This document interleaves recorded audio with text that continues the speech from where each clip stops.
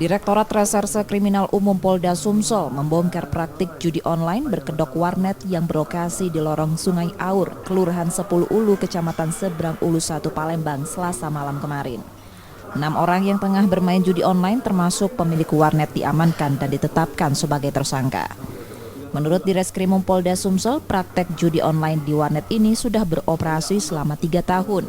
Pemilik warnet yang belakangan diketahui bernama Ernest memberikan link judi online dengan ketentuan pemenang judi dikenakan potongan 5%. Yang bersangkutan itu kan mempunyai tempat warnet.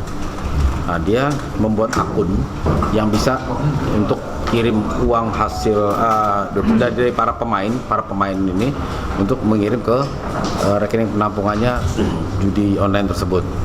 Nah, kemudian dia menjadikan tempat di warnet itu, para pemain itu akan mengikuti, akan main judi. Dia masukkan dulu uangnya ke mana?